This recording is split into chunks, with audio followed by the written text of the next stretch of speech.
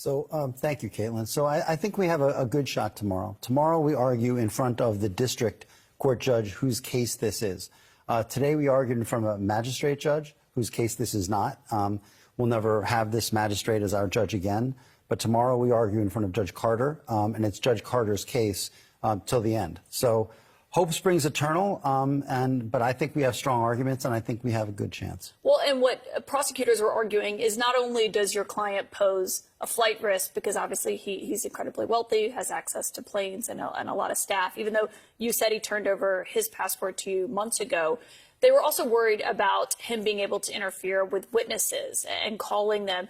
And so I guess the question is, how do you assure the court that that won't happen if prosecutors are saying this is someone who's attempted to bribe security staff and has already threatened and interfered with witnesses? So I think that the most important thing, even more important than the passport, is that Mr. Combs came to New York on September 5th. As soon as we realized that this indictment was going to be coming down in a matter of weeks, maybe months, but sometime soon, Mr. Combs got on a plane, left his home in Florida, flew to New York. I called the prosecutors myself. I said, Mr. Combs is in New York. Do you want to know where he is? If you want to know where he is, I'll tell you where he is. But he wants to surrender. He's here to surrender. They didn't want him to surrender, because if he surrenders, they don't get to tell the judge that he's a flight risk and he's a danger.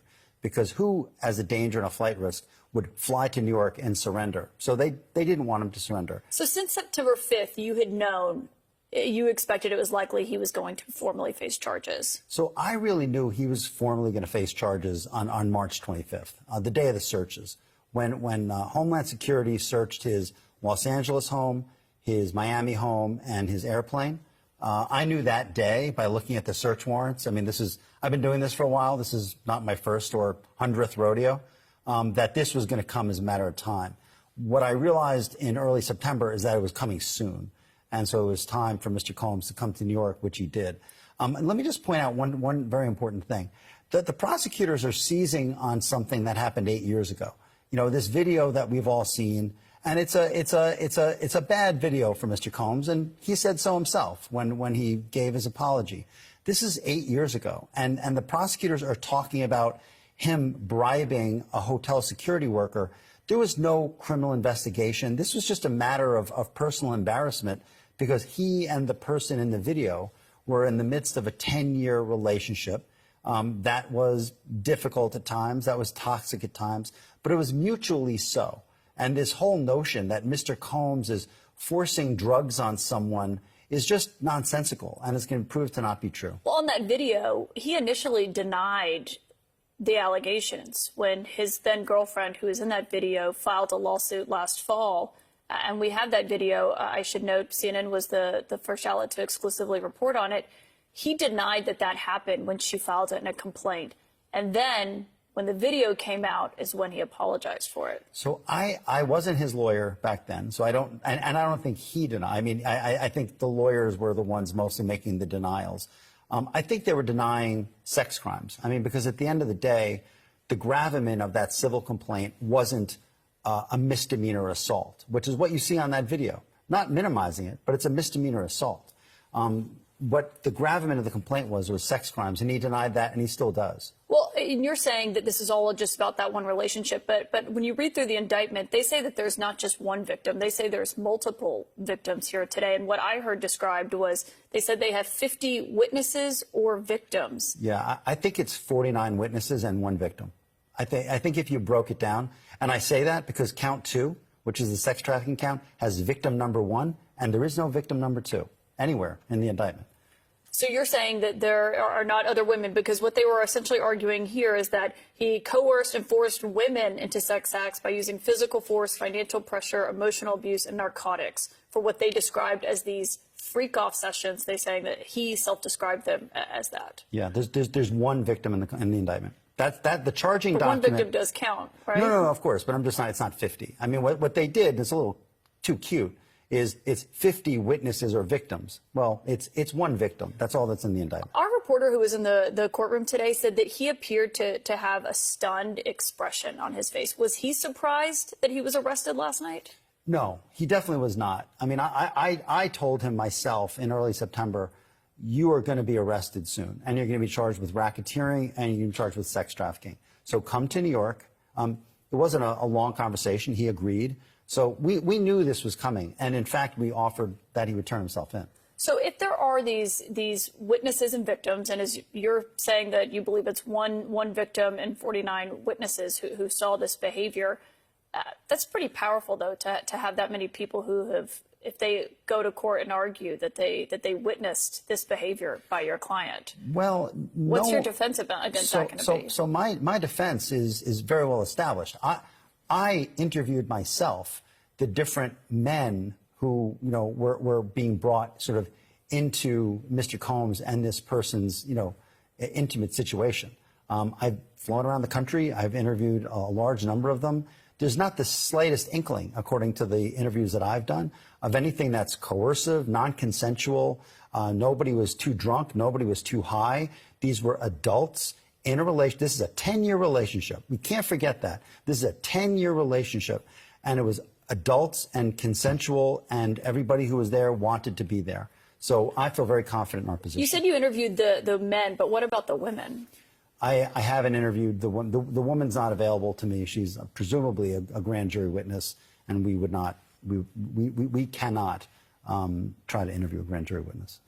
And you don't think that there are any other women who are going to say that they were coerced into this, given drugs, and essentially as prosecutors were saying that that's what kept them compliant? So there are a lot sessions. of women in these civil cases. There's been a mountain of civil cases ever since the civil case that was filed in November.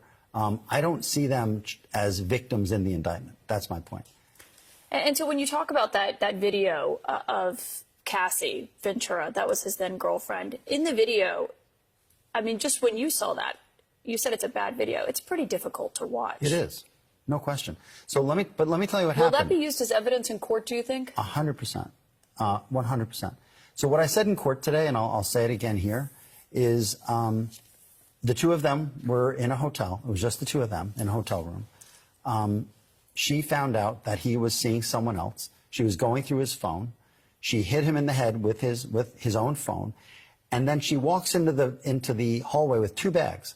One of the bags has all of his clothing that she is taking from him, which is why he runs out in a towel. So this isn't her fleeing from one of these freak-offs. Why would she take his clothing? That's not what it is. And when the evidence comes out, this is going to be completely different than the government's portrayed it. But on this video, and I just want to show that again now, how do you defend against allegations that he hit, kicked, and dragged women when he's on video hitting, kicking, and dragging a woman? Sure, he's not charged with hitting, kicking, and dragging a woman. He's charged with sex trafficking, and he didn't traffic anybody. But he's charged with a conspiracy here where he was using physical abuse, emotional abuse, financial pressure, as prosecutors allege, to keep these women in his fold. Maybe just Cassie Ventura, but keeping these women in the fold. Cassie Ventura lived by herself. She had her own house. She had a family. She had a career. And he was seeing another woman at the time. He wasn't around a lot. She could have done whatever she wanted to do. All of these allegations of, I was forced, I was coerced, I had to stay, are nonsense. And it's going to be proven to be so. That video, in the indictment, it alleges that your client paid hotel staff $50,000 to make it disappear from the hotel surveillance system. Did he pay off the hotel staff? Not that I know of. I know that's an allegation. I don't know that is true. What I was concerned about when I heard about this allegation is whether there was an allegation that there was some sort of law enforcement investigation pending, because then that would be a crime. But there was none. And so this is not a crime. You said you're portraying this as adults who were at these events that wanted to be, I shouldn't even call them events. That's not certainly how anyone else would label it. But that they wanted to be there. But they also allege that they were recorded and essentially used as blackmail. Is that not true? That's not true. That's not true. How can you prove that when they have electronic evidence that, as they argue, over 90 cell phones, laptops, iCloud storage accounts, 30 electronic and storage devices, hard drives, thumb drives? Yeah. You're not worried about that? No, because if they had it, they would have put it in the indictment. And it's not in the indictment. When it comes to your client's credibility, I think people will look at what he said last fall. And it's not just his attorneys. I mean, he pays those attorneys. They're speaking on his behalf. they're the ones calling her claims baseless and ridiculous. And when you read the indictment today, they line up with what she alleged in that lawsuit last fall. If the claim is that he had unwanted sex with her, that claim is baseless. And it will be proven to be baseless when we have a trial. But the claim is obviously the conspiracy, the racketeering. It's much larger than just that, obviously, as you know. It is, but the government wants it to be. But count 2, which is the sex trafficking count, relates to one person and one person alone. All of this talk of dozens of victims and 50 witnesses, if they had that, if they really had it, it would be in the indictment. It's not in the indictment. So then why was he reaching out to so many of these people after it was clear this investigation was picking up steam? So well, first of all, I don't think it's clear that he was reaching out. Well, they said in the memo that he reached out to one person, I believe, 48 times in 3 days. So I think I know what you're talking about. There was a civil complainant who plays no role in the criminal case whatsoever, who brought a civil case against Mr. Combs, and she was in a band, and another one of the band members says, I was in the same band she was, and none of the things that she's complaining about in her complaint, I saw none of those things. And so she came forward and made a statement. She's not a witness. She's not a government witness. But after 48 pieces of outreach, whether calls or text from your client. I don't know that it's 48. You know, and there's someone who had a business relationship, so it makes sense that, you know, Combs would speak to her. There's no allegation that this person was saying something false, so this person was somehow coerced into saying these things. And if you read the statement's actually quite soft and respectful. It's I respect that this person has this perspective. I was in the band at the same time. I never saw such things. Is there any chance Sean Combs takes a plea deal? I don't see it happening. I do not see it happening. He's innocent. I believe he's innocent. I believe he's innocent of the charges. And he is going to go to trial, and I believe he's going to win. Mark Agnifilo, thank you for